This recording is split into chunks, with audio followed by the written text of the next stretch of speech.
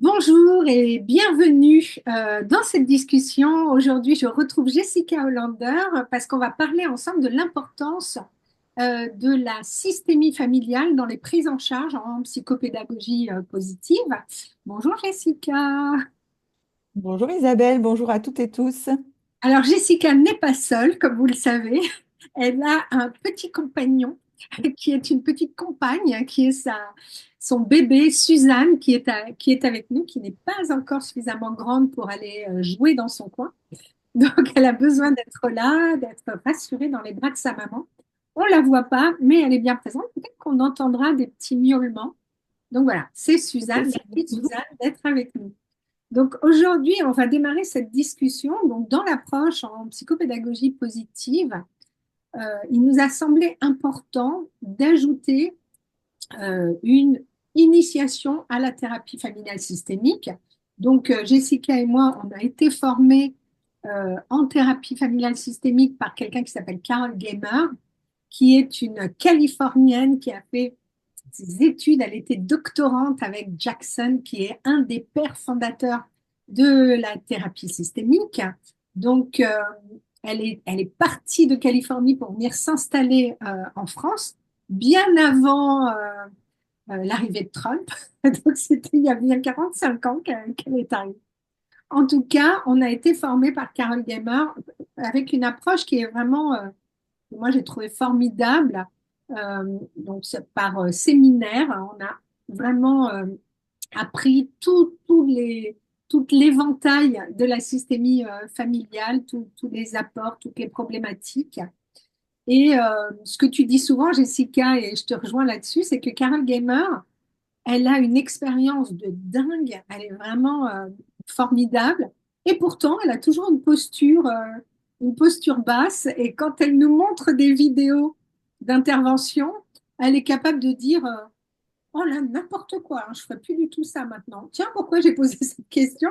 Elle se remet en question. Je ne sais pas comment ça s'était passé pour toi, Ouais, cet aspect-là. moi je trouve que c'est un sacré personnage. Et si la systémie familiale vous intéresse, allez voir du côté de Carol Gamer, qui est en plus maintenant âgée. Donc elle donne encore des cours des formations en systémie. Moi je trouve ça assez exceptionnel. Mais elle a une posture, et là je parle à tous les accompagnants, les accompagnantes qui peuvent nous écouter. Elle a une posture d'humilité vis-à-vis de son travail, et je trouve ça très intéressant, puisqu'en fin de compte, elle se regarde avec beaucoup de douceur. Et quand elle se rend compte que quelque chose, elle a manqué quelque chose, elle n'y est pas allée, voilà, pour plein de raisons, eh bien elle se dit, je suis humaine, et puis j'irai voir la prochaine fois. Sachant qu'en plus, elle est psychothérapeute, psychologue, et donc elle a des cas en plus qui sont très lourds. Oui, Donc, moi, ça m'a beaucoup appris sur ma posture, en tout cas, avec des cas qui sont plus légers, puisque moi, je suis accompagnante, je suis pas thérapeute, et donc je travaille en psychologie positive. Et donc, en fait, ça m'a appris à être moins dure avec moi, à être beaucoup plus douce avec moi, et à me dire, bah, si là, j'ai pas capté quelque chose, bah, en fait, je le verrai la prochaine fois.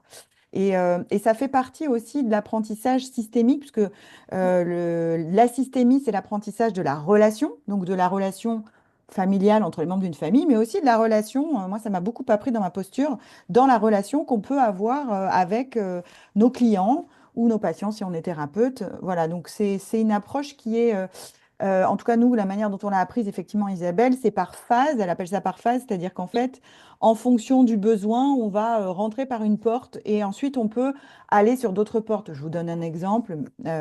Moi, en psychopédagogie positive, j'entre souvent par la porte de l'apprentissage, donc pour l'enfant. Et puis après, je peux découvrir un besoin au niveau du couple. Et là, je réoriente évidemment, puisque pour moi, en fait, je réoriente vers un thérapeute de couple. Et en fait, la phase, effectivement, c'est on passe de l'enfant, donc du couple parental au couple conjugal. Et là, en fait, je réoriente pour aller travailler le couple conjugal. Donc, c'est une approche qui est très intéressante. Et en psychopédagogie positive, il m'a semblé évident, donc évidemment, c'est sous tes conseils que je suis allée me former chez Carole Gamer, parce que pour moi, au bout de quelques années de pratique en psychopédagogie positive, il m'a paru évident déjà dès le début de ma pratique d'intégrer la famille, mais d'avoir quelques outils pour pouvoir accompagner non seulement l'enfant, l'adolescent au cœur de ses apprentissages, mais aussi d'accompagner la famille, parce que ben, il me semble assez fondamental de faire des parents les partenaires de l'apprentissage et donc de l'accompagnement. Donc c'est la raison pour laquelle, en tout cas, dans le parcours de psychopédagogie positive, on y a intégré les bases de la systémie familiale et des outils qui sont très utiles dans le cadre de notre accompagnement. Quand on a, au tout départ, moi, quand j'ai reçu mes premiers patients, j'ai assez vite compris que l'enfant ou l'adolescent pouvait pas porter tout seul son changement. Il pouvait faire ce qu'il pouvait, mais si le système autour de lui ne bougeait pas, il allait rien se passer. Et en fait, en Oui, thérapie systémique, c'est ce que tu disais, on n'a pas besoin d'être dans une situation de crise phénoménale. Quand on va parler de la crise en systémie, ça peut être juste un élément qui vient chatouiller. Ça peut être, cette année, mon enfant, l'apprentissage ne fonctionne pas. Ses résultats sont mauvais, il n'y arrive pas, il sent perdu, il va pas bien. L'autre chose, ça peut être aussi que tout d'un coup, le temps des devoirs qui se passaient bien, bah, ça se passe plus bien. Il veut plus les faire et donc c'est un sujet de discorde et un sujet de discorde qui s'installe. Donc c'est ça qu'on appelle la crise. La crise, c'est pas forcément violent, on se lance pas les assiettes à la figure, etc. Mais on est vraiment dans une tension dont on a besoin de sortir. Donc quand on prend une approche en systémie familiale, ce qu'on va veiller à faire, c'est que chaque individu change lui-même, hein, c'est pas vous qui allez le faire changer, et c'est pas nous qui allons faire changer, je sais pas quoi, vos enfants, votre approche pour les parents qui nous regardent, mais on va vraiment amener à faire en sorte que les interactions soient plus fluides, la communication se repasse normalement parce que la crise, elle met en place un dysfonctionnement. Il y a des mm, tensions, il y a une communication qui se fait plus bien, on est un peu figé sur soi, ça marche plus, etc. Donc, l'idée, c'est ça dans un accompagnement en thérapie systémique, c'est que chacun change un peu de sa place, que chacun évolue, mais pas au détriment des autres. Donc, chacun ouais. évolue et que le système en lui-même évolue vers du meilleur pour que la crise soit résolue, quelle que soit la crise. Et donc, quand on Ouais, a c'est très juste. monté cette formation-là, c'est pour ça qu'on a voulu ça, parce que on est orienté système, quoi. Jessica. Oui, oui, oui, pardon. Je voulais rebondir sur ce que tu disais. Ce qui est intéressant en systémie, c'est que et dans le cadre de la PPP+, c'est qu'on ne va plus travailler uniquement avec l'individu, c'est-à-dire que les parents ne nous amènent pas leur enfant en disant, bah, faites-en ce que vous voulez, et puis Oui. rendez-le nous en tout cas En mieux, docile de ou nous en en mieux. mieux plus brillant, avec beaucoup plus de paillettes. Voilà. Là, en fait, on va accompagner plutôt la relation que l'individu. Et donc, la relation entre là, les parents et l'enfant. Et donc, on va travailler sur une facilitation de la communication, en quelque sorte. On travaille beaucoup hein, sur comment je vais faire pour, dans une situation, déjà moins projeter ce que je pense et peut-être donc ouvrir la communication pour que l'autre m'explique ce qu'il fait et enfin, ce qu'il fait ou ce qu'il pense, ce qui va m'éviter de projeter et donc ce qui va clarifier la relation et l'adoucir en fait. Et comme tu le dis très justement, on n'a pas besoin d'être dans une crise intersidérale pour avoir recours à des outils de systémie familiale. Ça peut se faire au quotidien et ça peut se faire même voilà, comme tu le disais, c'est une friction, c'est une tension, c'est un nœud, comme on en a tous et toutes au quotidien, quels que soient enfin, à partir du moment où on est en relation, quoi. Oui, c'est ça, parce qu'il y a des parents, effectivement, comme tu dis, qui disent, ben, le problème, voilà, c'est mon enfant sur cette problématique-là. Et donc, ce qui est en partie vrai, nous, on va appeler celui qui vient nous voir, pour lequel on consulte, ça s'appelle le patient identifié. C'est celui pour qui on vient. Donc, on amène ce patient-là. et on attend, tout le monde attend autour que quelque chose se résolve. Mais on va se rendre compte que, bien sûr, peut-être que le problème, l'entrée, c'est ce qu'on a observé, comme tu le disais tout à l'heure, mais finalement, ce problème-là devient aussi mon problème en tant que parent. Ça devient en tout cas ma préoccupation. Si je sens que mon enfant ne va pas bien à l'école, que ça coince pour une raison X ou Y, je ne vais pas me dire, oh, c'est pas moi, c'est lui, il a qu'à trouver une solution, mais par ricochet, ben, je vais être préoccupée, je vais avoir besoin de sentir que je peux l'aider, mais de quelle manière? Quelle est la manière la plus juste? À quel endroit je vais me placer? Comment j'agis? Qu'est-ce que sa situation va venir réveiller chez moi? Si mon enfant ne fonctionne pas bien à l'école, peut-être que ça va réveiller des vieux souvenirs de sentiments d'échec scolaire chez moi. Peut-être que c'est pas ce que j'avais prévu pour lui, je m'attendais à ce qu'il réussisse mieux, etc. Bon, on est vraiment, quand on travaille en systémie familiale, on va essayer de mettre en lumière et que tout le monde puisse s'exprimer sur quelles sont mes attentes, qu'est-ce que je voudrais pour l'autre et qu'est-ce que je voudrais pour moi, qu'est-ce que ça fait sur moi, et considérer que la situation ne m'est pas extérieure. Bien sûr qu'en tant que parent, c'est pas moi qui suis face à ma copie et qui n'y arrive pas, mais par ricochet, ça vient taper sur quelque chose chez nous. Donc, quand les parents me disent, euh, vous pensez qu'on a besoin d'en parler tous ensemble? Je dis, bah, forcément, puisque déjà, rien qu'au départ, la demande n'est pas faite par l'enfant ou par l'adolescent. Très souvent, je dis, bah, ça n'est pas toi qui as pris rendez-vous avec moi, sinon je m'en souviendrai. Tu t'es pas dit, t'as pas dit à tes parents, prends rendez-vous avec Isabelle Paillot parce qu'il paraît que c'est génial. Je veux absolument la voir. Ça n'arrive jamais. Ce sont les parents qui ont une demande. Donc déjà à ce niveau-là, on va devoir transférer la demande des parents vers l'enfant en disant, est-ce que tu te sens concerné parce que tes parents demandent? Donc, on est déjà obligé de travailler de manière systémique sur la famille. Mhm. Donc, on va intégrer les parents et c'est ce qui change souvent d'autres types d'approches où les parents me disent, bah, nous, on laisse nos enfants à la porte du thérapeute et puis on attend dans la salle d'attente et puis on nous le rend et on ne sait pas ce qui se passe. Donc, je ne sais pas ce qui t'est comment tu Ouais, fais ouais, si, si. ce qui t'est dit? Alors, en psychopédagogie positive, c'est assez équivalent à ce que tu dis, euh, sauf que c'est vraiment très orienté, donc apprentissage. Et l'apprentissage, c'est très, très souvent, euh, c'est un processus qui vient nous chercher très loin à l'intérieur de nous. C'est un processus très profond. Et j'ai souvent des parents qui viennent avec beaucoup de douceur dire, en fait, je réalise que moi, j'ai ma manière d'apprendre Ouais, et qu'en fait, c'est pas du tout la sienne.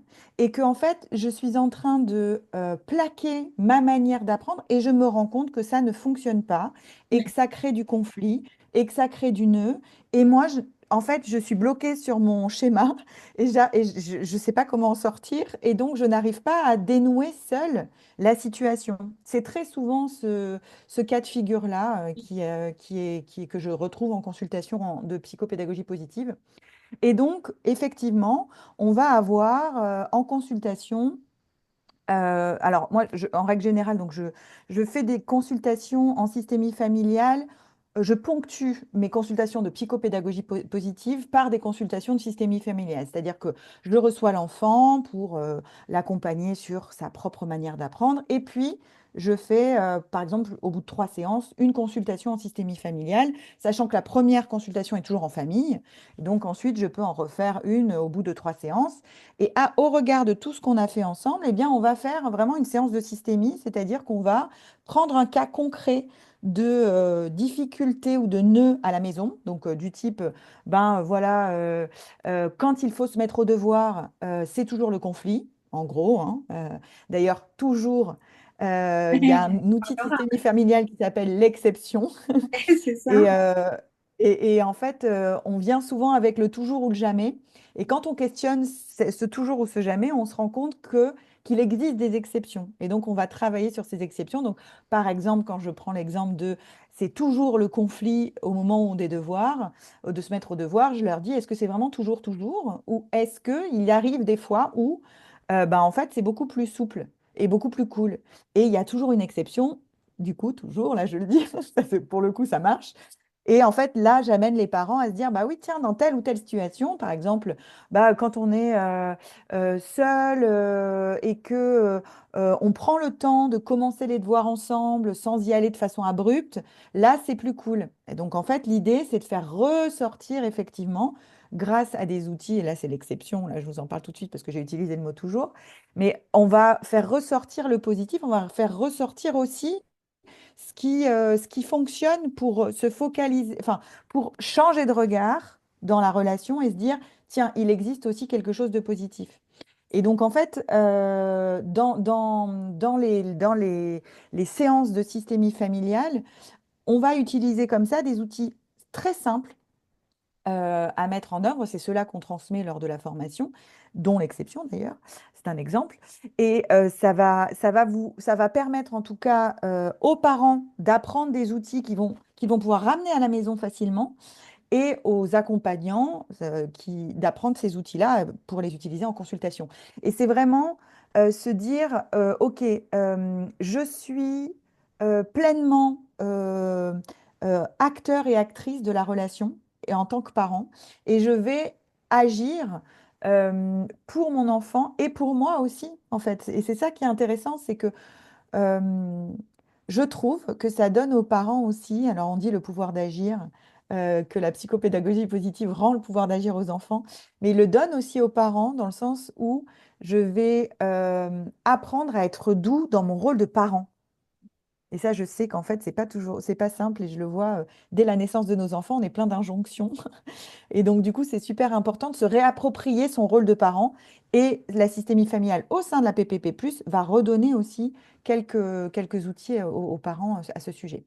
Nous, on a à cœur de cette idée. Moi, je ne pouvais pas m'imaginer si je suis parent, j'amène mon enfant pour une prise en charge sur voilà, sur de l'accompagnement sur une difficulté scolaire, hein, quelle que soit la difficulté, que ce soit une difficulté cognitive, on en a parlé avec Valérie Eschenlob sur la question de la gestion mentale, comment on accompagne notre capacité à comprendre comment on apprend, que ce soit plus émotionnel ou autre, ou comportemental.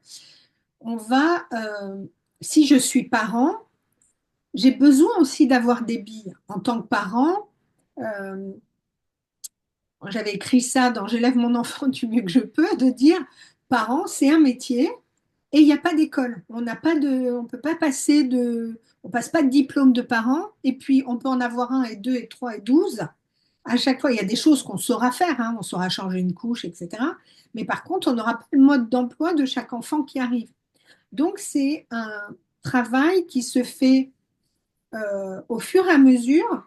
Et puis, c'est pas figé puisque notre enfant va grandir. Donc, on n'est pas le même parent d'un enfant petit qui rentre en maternelle, que d'un enfant qui est en primaire, que d'un collégien, que d'un adolescent, etc.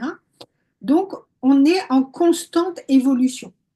Et du coup, on réalise que en tant que parent, souvent, on est démuni. On n'a pas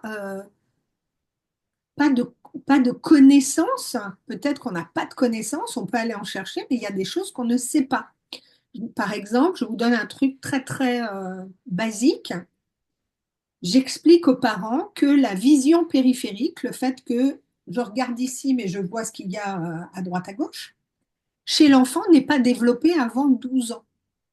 Ça veut dire qu'un enfant de 8 ans qui fait tomber un verre ou quelque chose, il n'a pas décidé de le faire tomber pour vous embêter, mais il n'a pas vu. Donc, à partir du moment où, en tant que praticien en psychopédagogie positive, on intègre les parents pour leur donner des éléments de connaissance, on fait aussi de la pédagogie pour les parents. On Mhm. les aide à comprendre que le cerveau, il est vraiment terminé vers 25 ans. Donc toute la partie organisation, planification, il ne faut pas s'attendre à ce que ce soit en place de façon formidable avant 25 ans. Donc, quand les parents ont ces connaissances-là, qu'on échange en tant que partenaire, déjà, ça met, comme tu le disais, on met un peu de distance et de visibilité Mm. et on commence à dédramatiser le schéma avec lequel ils arrivent. Et du coup, ils sont partenaires parce que au-delà de la séance d'1 heure avec l'enfant ou le jeune, etc., bah, il faut bien que ça se prolonge de l'autre côté. Donc, on a besoin que les parents soient partenaires. Je reprends un exemple. Si l'enfant a des difficultés sur une partie de son travail scolaire et que les résultats ne sont pas au rendez-vous, si nous, on l'accompagne à reprendre confiance en lui, à savoir comment il fait pour apprendre quand il apprend, à l'aider à mettre en place des pratiques qui vont lui être bénéfiques, et que de l'autre côté, les parents à la maison disent, quoi, t'as encore eu un 8, mais et ne se rendent pas compte qu'avant le 8, il avait eu un 5, donc il a progressé, et que peut-être le suivant, ça sera un 12. Si les parents mettent la pression de l'autre côté, ils ne sont pas partenaires, ils sapent le travail qui a été fait. Donc, en ça, on a vraiment besoin d'intégrer la famille dans son entier pour une prise en charge. Parce qu'on va travailler main dans la main. On poursuit le même objectif. L'objectif, c'est que l'enfant ou le jeune se sente mieux, puisse se mettre au travail avec facilité, ait une meilleure confiance en lui, se sente bien dans des situations d'évaluation, voit que ses résultats augmentent, comprenne ce qui coince. Voilà. Donc, on a besoin d'un comité de soutien et puis d'un comité de cadrage aussi. Donc, ce comité de soutien et de cadrage, ça ne peut pas être autre chose que la famille. Donc, c'est en ça que on a rajouté, et dans les prises en charge en psychopéda, il y aura toujours les parents. Donc, en première séance, comme tu le disais, ils sont là toujours. De temps en temps, on va avoir des séances où ils sont là toute la séance. Et puis, de toute façon, ils seront là en début de séance. Est-ce que vous avez quelque chose à me dire qui va m'être utile? Et en fin de séance, pour qu'on fasse un petit récap ensemble. On ne laissera jamais des parents à la porte du cabinet. Ça n'existe pas. Sauf pour des adolescents qui sont très très grands et qui viennent et qui sont plus autonomes, mais de toute façon, on aura vu les parents au départ et on les Oui, reverra à un ce que autre je moment de la prise en charge. Ouais, ce que je dis souvent, c'est à partir du moment où ce sont les parents qui vous appellent pour la prise en charge, ils ont leur rôle. Parce qu'après, effectivement, moi, ça m'arrive d'avoir des jeunes d'une vingtaine d'années et plus qui m'appellent eux, effectivement, sans Oui, leurs c'est ça. parents. Il Donc, y a un dans moment, ces ils cas-là, appellent vraiment. ils appellent eux-mêmes. Voilà, exactement. Mais avant ça, tant que ce sont les parents qui appellent et qui prennent rendez-vous, en tout cas, qui prennent contact pour le rendez-vous, eh bien, c'est important de les intégrer, ouais. Oui, et ce qui est intéressant, moi, je trouve, c'est que quand on vient consulter pour son enfant qui a, quelle que soit la difficulté, et notre entrée, c'est le travail. Donc, c'est la porte du travail, de l'apprentissage scolaire ou de l'apprentissage de manière générale. C'est ce qu'on appelle le symptôme. Il vient dire quelque chose. Mais comme tu l'as dit très justement, il y a des enfants qui parfois arrivent avec une difficulté. Et puis quand on creuse, bah, on se rend compte que cette difficulté, elle lui permet de mobiliser ses deux parents sur lui, donc d'avoir toute leur attention et qu'ils puissent dialoguer, être d'accord et s'inquiéter ensemble. Pourquoi? Parce que l'enfant a pressenti que mon père et ma mère se disputent beaucoup et j'ai peur qu'ils se séparent. Donc, en fait, la problématique, c'est pas tant la problématique scolaire que sa peur derrière que les parents se séparent et peut-être qu'il va y avoir une séparation. Donc, c'est comme les poupées russes. On Mm. ouvre quelque chose et puis il y a peut-être autre chose en dessous. Donc, soit on peut le prendre en charge. Moi, je suis psychologue et donc il y a des choses que je vais prendre en charge, mais ou bien je vais réorienter parce que si je suis l'enfant, je ne vais pas en parallèle suivre les parents sur une autre problématique.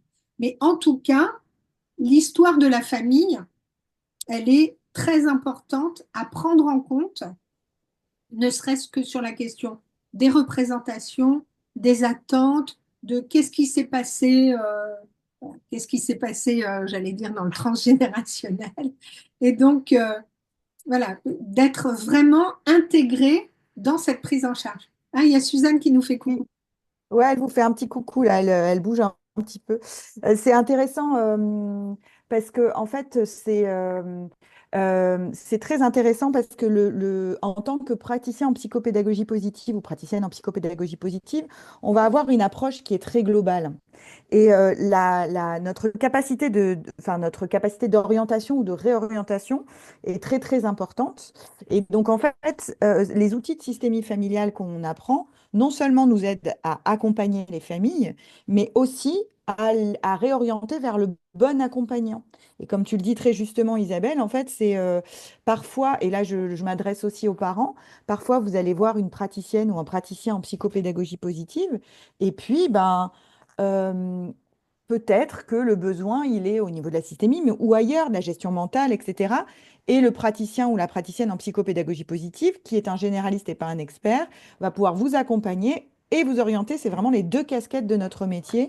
Et avec ces outils de systémie, c'est, je trouve, beaucoup plus facile d'identifier le besoin réel. Enfin, en tout cas, voilà. Il y a Suzanne qui s'exprime un tout petit peu, mais voilà, ça y est, elle a ce qu'elle veut et c'est tout bon. Il y a parfois, Donc, au-delà de ça, je me souviens, je vous livre cet exemple que j'avais trouvé assez parlant d'un petit gars que je recevais et qui était vraiment très opposant sur la question de l'apprentissage, les devoirs, c'était une tannée, enfin, ça mobilisait ses parents de façon terrible. Et un jour, les parents me disent, son frère souhaite vous voir. hmm, Très bien, donc il a quelque chose à me dire, qu'il vienne. Donc je reçois le frère, et le frère qui dit, ben voilà, voilà, moi je trouve que c'est quand même injuste parce que moi je travaille super bien, je suis très bon à l'école, je ne pose aucun souci, et du coup, mes parents ne s'occupent pas tellement de moi, et je me rends compte que c'est mieux d'être pénible pour avoir l'attention de ses parents. J'avais trouvé ça absolument génial. C'est-à-dire que lui bah ne oui. pouvait pas se faire entendre par les parents en direct. Il avait dit, moi aussi, je voudrais aller voir, j'ai quelque chose à dire concernant la situation. Et ça avait permis de déverrouiller quelque chose, qui est que dans un système familial, quand un des enfants pose souci ou qu'on est préoccupé par sa situation, on va être très mobilisé sur cet enfant-là parce que c'est normal, c'est presque instinctif d'avoir envie d'aller secourir notre enfant qui va pas bien. Et du coup, on peut avoir tendance à prêter moins d'attention aux autres qui ont l'air d'aller mieux. Mais s'il y a une difficulté, ça impacte toute la famille, puisque du coup, ben, lui avait moins d'attention de ses parents. Et ça, c'est un point de vigilance. Donc, c'est en ça que d'avoir une vision systémique et pas juste entrer sur le problème, mais vraiment comment cette problématique-là, elle peut impacter l'ensemble de la famille et de quelle manière et comment on peut faire pour faire attention à tout le monde, c'est très important. En systémie familiale, on a vraiment cette approche-là qui est essentielle d'aller voir si tout le monde va bien. Parce que tout le monde va devoir bouger un petit peu et, et évoluer. Le système, il va devoir évoluer vers du meilleur. Parce que c'est exactement ça. Le principe, c'est qu'en accompagnant la relation, on accompagne le système. Et donc, le système, bah, ça veut dire aussi potentiellement la fratrie. Donc, ça aussi, en fait, hein, il arrive que la fratrie, en psychopédagogie positive aussi, on la reçoive à la maison, pas du tout, dans le cabinet, pour comprendre ce qui se passe à la maison. Pardon, c'est mon cerveau qui avait fait qui a fait un petit bond en avant un peu trop rapide. Je me souviens notamment d'une situation. L'un des outils qu'on transmet aussi s'appelle le dessin de la maison. Et donc, j'avais fait dessiner la maison aux jeunes garçons que je recevais dans mon cabinet. Et avec les parents étaient présents. Et en fin de compte, lorsqu'il a dessiné la maison, je me suis rendu compte que pour aller dans sa chambre, sa petite sœur devait passer par sa chambre. Ah oui, d'accord. Et donc, il y avait des difficultés de se mettre au devoir, c'était ça la question. Effectivement, j'ai Oui, oublié de dire ça. C'était une difficulté de se mettre au devoir, donc les parents sont venus avec la difficulté de concentration, etc. Et en fin de compte, on se rendait compte, en faisant le dessin de la maison, que la petite sœur, qui était plus petite, elle avait 4 ans, donc elle avait du mal à comprendre qu'il ne fallait pas rentrer dans la chambre de son frère parce qu'il était en train de travailler, bah, était obligée de passer par la chambre de son frère pour rentrer ensuite dans sa propre chambre. Et donc, moi j'ai fait venir tout le monde, on a discuté, la petite aussi, était là.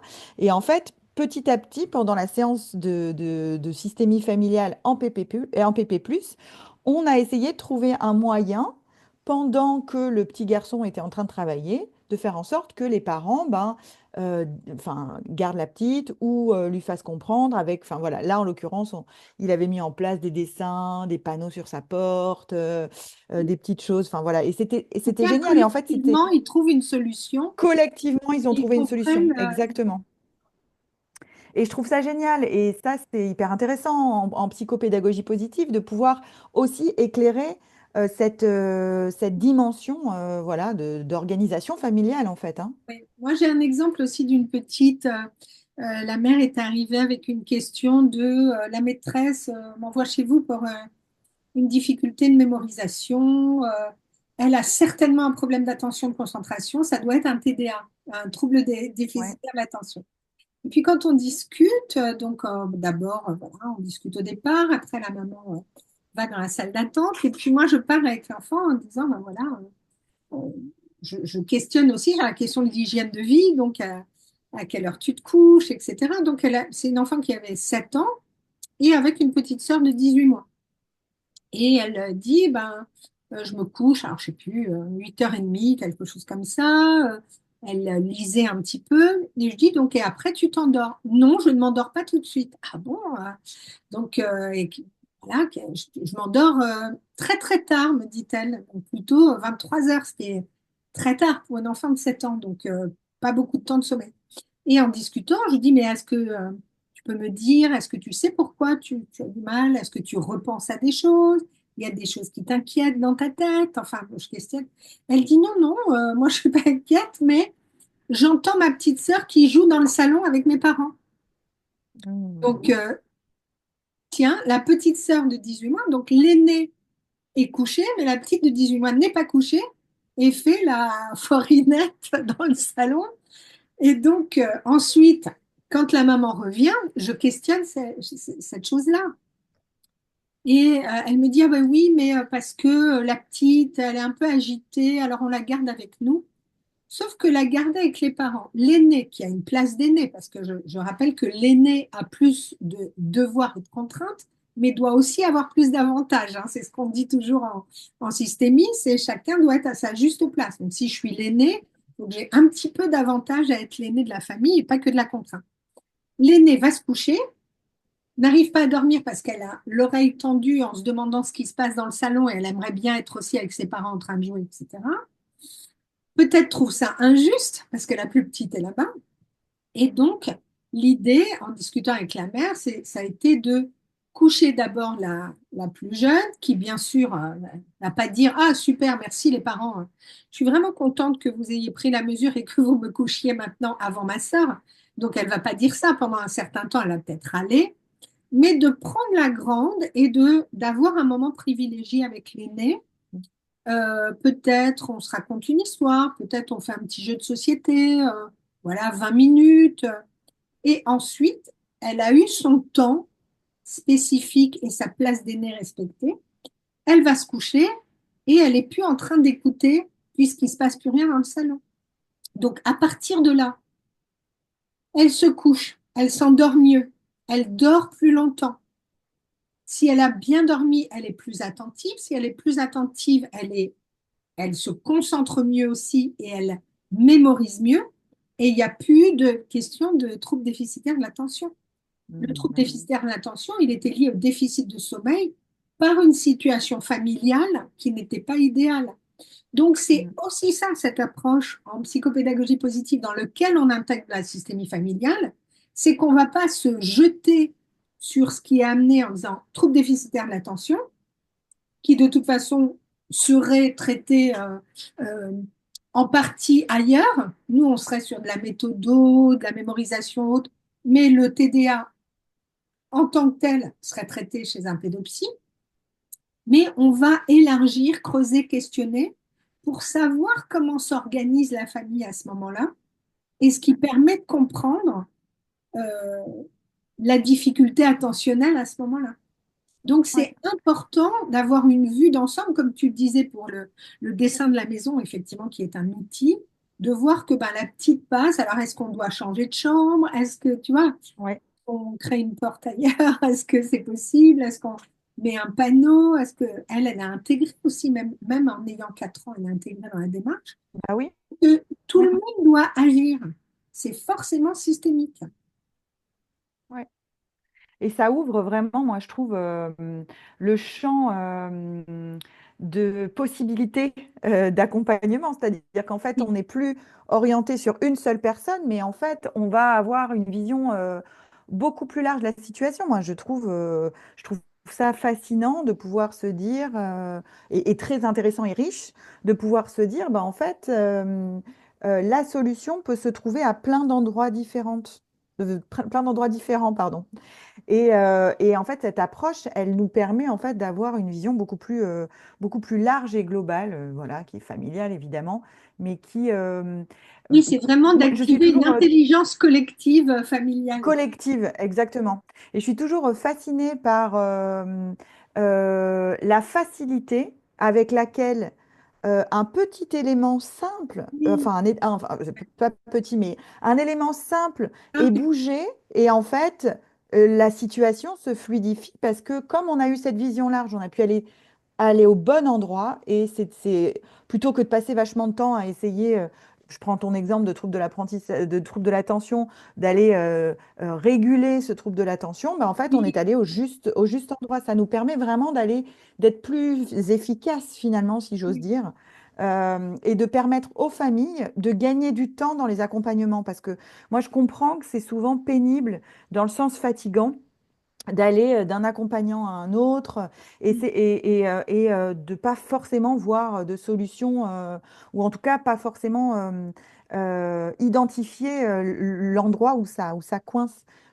Et je trouve que c'est aussi ça qui est intéressant dans notre pratique de praticienne en psychopédagogie positive ou praticien en psychopédagogie positive, c'est que avec cette vision globale et des outils comme la systémie familiale, on va en fait réussir à identifier le bon endroit. Et une fois de plus, soit on l'accompagne, soit on réoriente, mais ça permet aux familles de gagner un temps infini et du coup de gagner en énergie aussi, voilà, moins fatigué, quoi.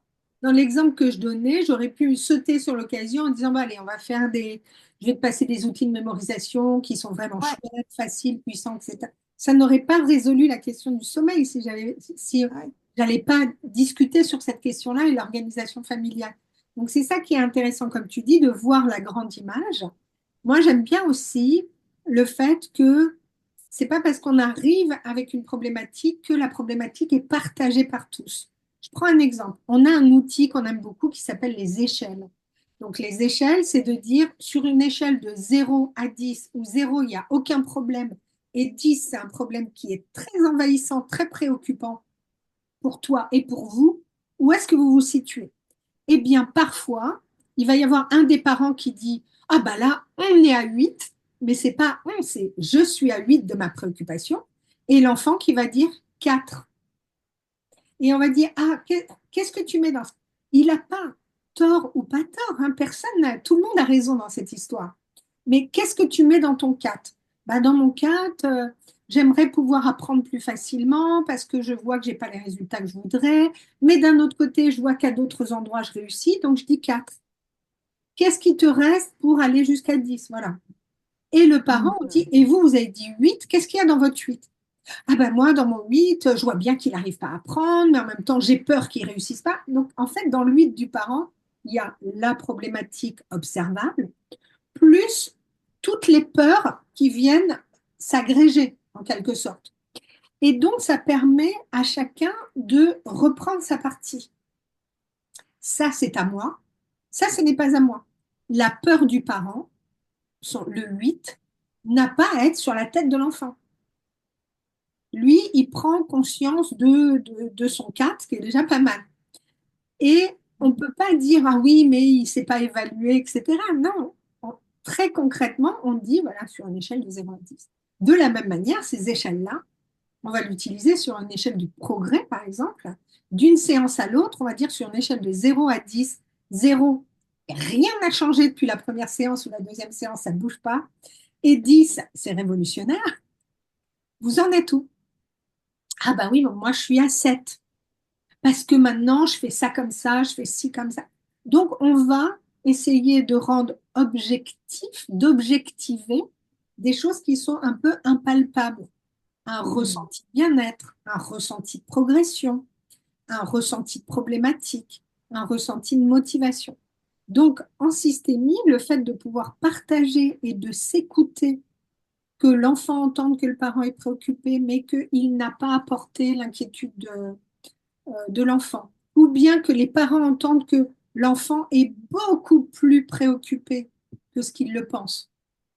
Parce qu'ils auront tendance à dire, mais non, c'est rien, tu vas y arriver, t'inquiète, mais un peu de nier le ressenti de leur enfant. Eh bien, quand la parole, elle est partagée de cette façon-là et que, en tant que praticien ou en tant que thérapeute, on va distribuer ça et on va faire entendre les choses, ça permet vraiment de remettre du dialogue, d'élargir le cadre. Je ne sais pas comment tu Et utilises. de faire tomber les représentations. En fait, c'est exactement ce que tu dis là, c'est-à-dire que ça me permet enfin, ça permet à chacun de ne plus être dans sa tête et d'être dans ses projections.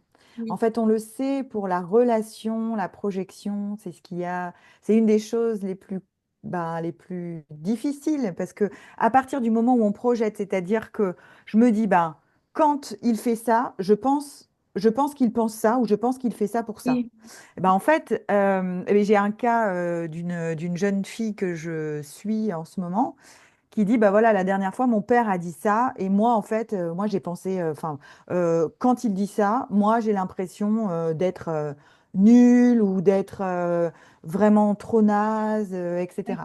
Et là, en fait, je lui ai proposé de demander à son père ce qu'il pense quand il dit ça.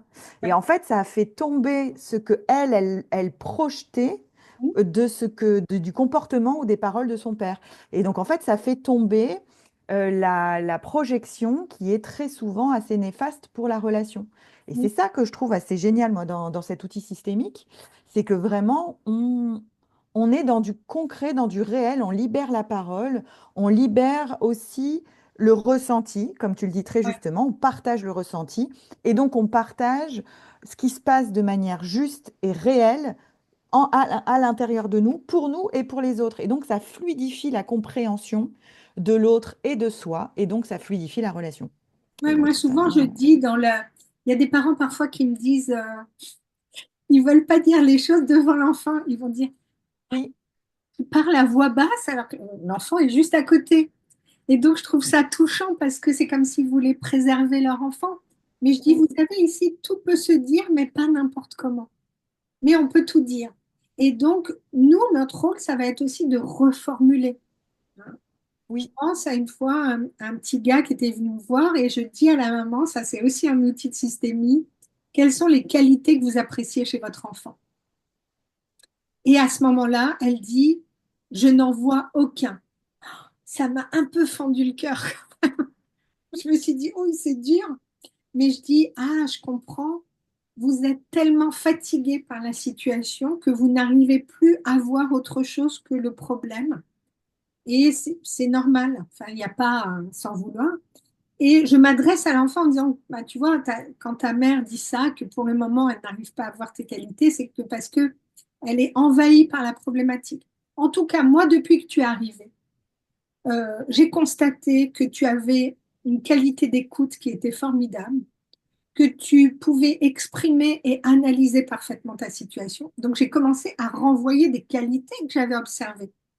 Et à ce moment-là, ça fait un peu un choc à la mère qui a dit, oui, c'est vrai, c'est un peu injuste ce que j'ai dit parce que il a des qualités. Et je dis lesquelles?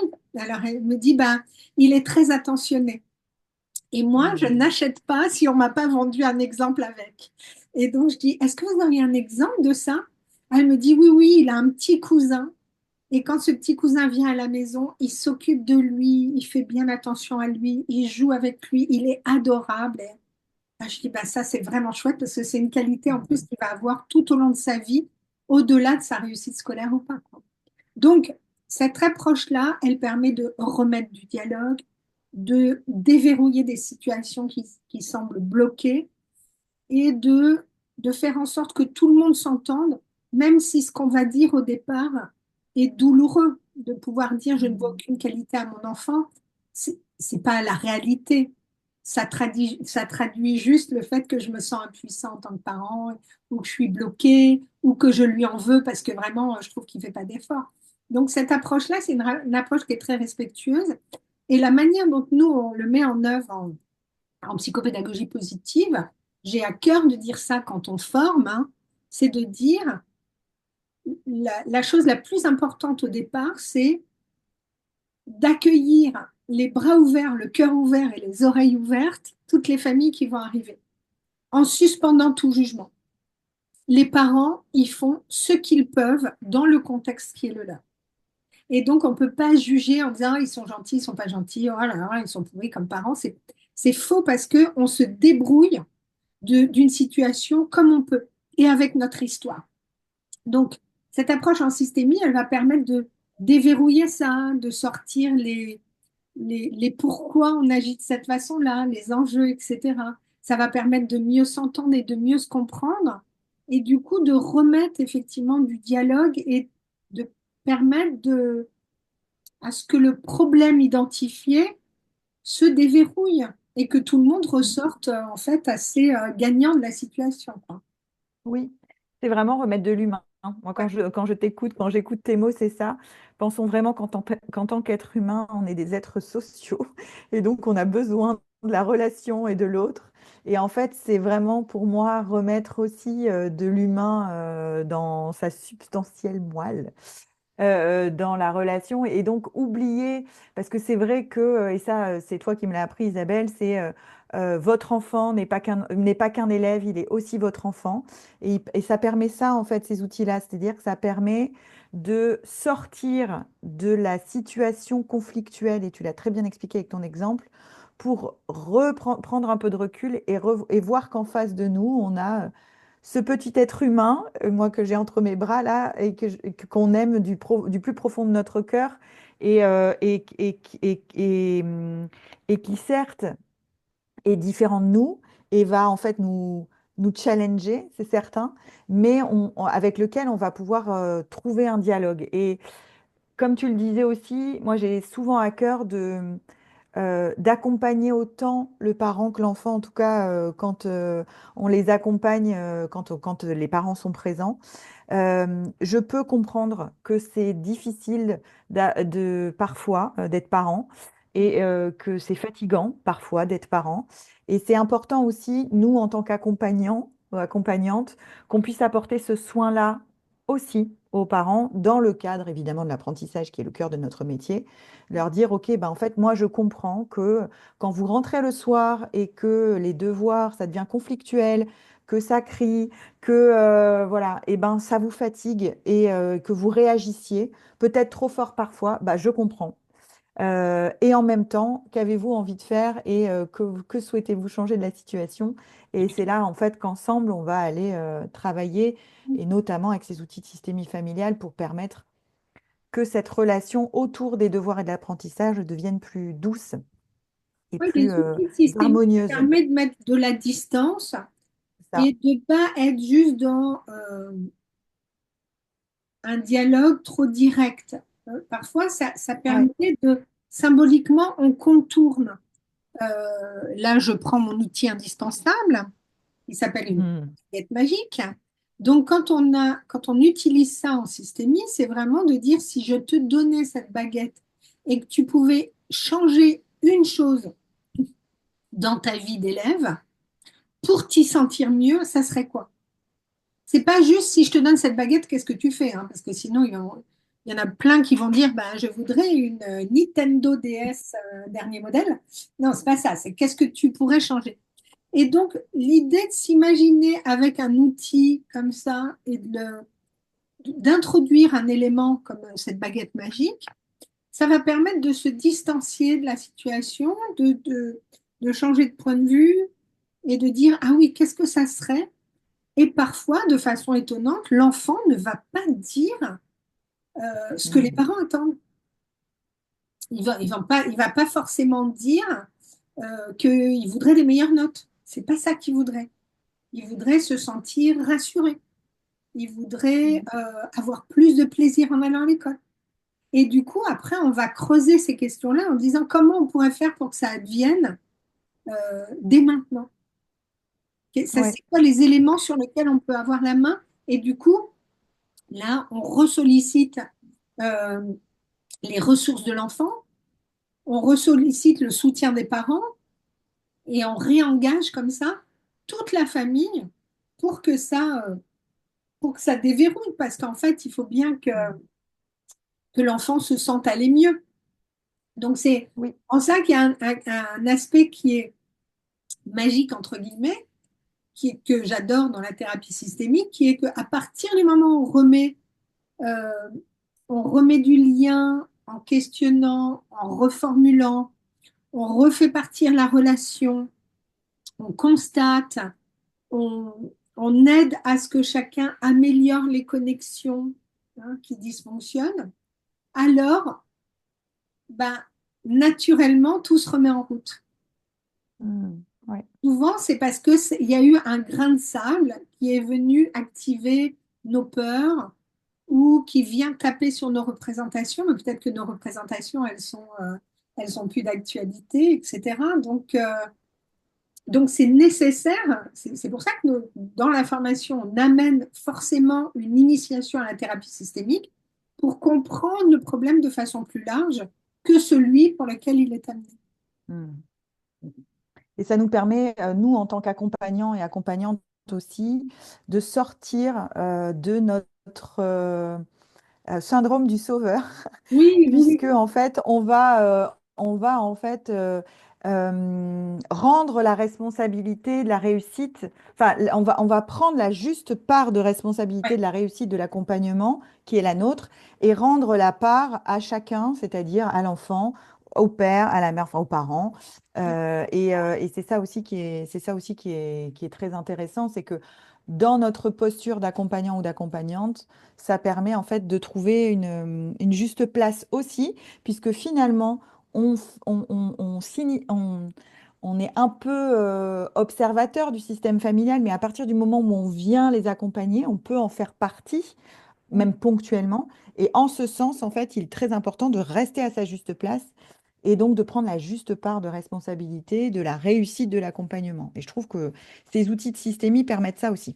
Mais il y a aussi le fait qu'il y a beaucoup de parents, et moi j'en ai fait partie, des parents qu'on a endommagés par une vision Hmm. euh, de dire, écoutez, votre enfant ne rentre pas dans le cadre, donc c'est votre responsabilité.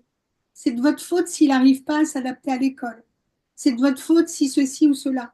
Et donc, moi, je trouve que les parents, ils sont malmenés souvent. Euh, Quand notre enfant fonctionne bien à l'école, que tout marche bien, très souvent, on dit, non, non, mais c'est bon, on n'a pas besoin de vous voir, tout va bien pour lui. Donc, j'aimerais bien l'entendre. Et quand ça va pas, on se prend les foudres, etc. Donc, ou de l'école, ou de la société, ou du regard social. Si notre enfant, admettons, a un TDAH, on va dire, ah là, là, ces parents-là, c'est des mauvais éducateurs, ils savent pas, ils savent pas l'éduquer, leur enfant ne tient pas en place, donc c'est un problème d'éducation. Et il y a un raccourci qui fait que tout le monde ne connaissant pas le trouble déficitaire de l'attention avec hyperactivité, on va juger les parents. Donc, moi, j'arrive dans mon cabinet, arrivent parfois des parents qui sont endommagés par les prises en charge. Ils sont, un, fatigués, et deux, ils s'en sont pris plein la poire. Et donc, ils auront même tendance à dire, oui, c'est certainement de notre faute si. Je dis, attendez, on va s'arrêter là, là. La question de la faute, on s'en fiche, quoi. Ce qu'on cherche, c'est des solutions pour l'avenir, pour demain, après-demain, etc. On va avancer, on va pas essayer de regarder, voilà, on va avancer ensemble. Et du coup, ces parents-là, ils ont besoin d'être ce qu'on appelle renarcissisés, donc on leur Mm. renvoie du bon, qu'on les déculpabilise, parce que la culpabilité, elle sert à rien du tout dans les prises en charge. On ne va pas rajouter de la culpabilité. La responsabilité, quelle est ma part, quelle n'est pas ma part, oui, pour l'enfant pareil, pour le jeune pareil, mais rajouter de la culpabilité, voilà, ça sert à rien du tout, sauf à faire fuir et à se dire, bon, bah, je suis un mauvais parent, j'en étais sûre, etc. Ça n'aide pas à déverrouiller des situations. Donc, nous, notre rôle, c'est ça aussi, c'est d'accueillir tout le monde et d'accueillir parfois des parents qui sont abîmés et qu'on va aider à, voilà, ils vont reprendre une place, ils vont comprendre pourquoi à ce moment-là, ben oui, ils n'avaient pas d'autre solution que de faire comme ça, puis, mais maintenant, ils sont dans notre cabinet, donc ils ont envie que ça change, etc. Donc, je trouve que c'est aussi important de prendre en charge la famille en entier parce que dans le cheminement de notre enfant et de notre ado à l'école, et ben nous aussi, en tant que parents, on peut se prendre des coups et c'est douloureux. Euh, Et d'où l'importance, voilà, d'accompagner tout le monde si tu devais, dans leur globalité. si tu devais pour clôturer, là, envoyer un message aux Oui. parents, ça serait lequel? Qu'est-ce que tu leur dirais sur cette question systémique, à part n'ayez pas peur? Voilà, c'est ça. N'ayez pas peur déjà, on est d'accord. Pensez à questionner vos projections et vos représentations et à accompagner vos enfants à le faire aussi. Pensez vraiment que votre enfant, avant d'être un élève, c'est votre enfant. Et reconnectez avec euh, toutes ces parts de votre enfant que vous aimez, que vous avez aimé dès son premier Oui. cri. Voilà, ça c'est important pour moi. Et moi, si j'ai un message à donner à ceux voilà, qui sont peut-être déjà, qui ont déjà une activité d'accompagnement, ou qui ont envie de se former à la psychopéda, etc., et qui se disent, ah, bah, tiens, c'est pourquoi il y a cette approche systémique, c'est de dire, on ne va pas faire de vous des thérapeutes en systémie familiale. On vous l'a dit, nous, on s'est formé sur 2 ans et demi, 3 ans, hein, pour avoir. Mm. Mais par contre, on donne suffisamment de billes pour être en capacité d'avoir une posture juste qui accompagne l'ensemble de la famille et des outils qui sont à la fois simples mais ultra puissants pour pas être juste dans du questionnement direct, de la confrontation, donc pour un accompagnement en douceur. Donc nous, on vous forme aussi à cette posture-là. Et moi, enfin, en règle générale, j'anime cette journée et quand je ne peux pas, c'est toi qui le fais. Mais Ouais. j'adore cette journée d'initiation à la thérapie systémique parce que ça permet aussi de mettre tout en place sur le parcours de ce qui aura été vu. Donc, Oui. voilà, j'espère que ça vous aura donné suffisamment de billes ou d'éclairage ou de questionnement et que cet apport sur la systémie dans des pratiques en psychopédagogie positive vous aura été utile. Et ben, on vous dit à très bientôt. Au revoir et merci.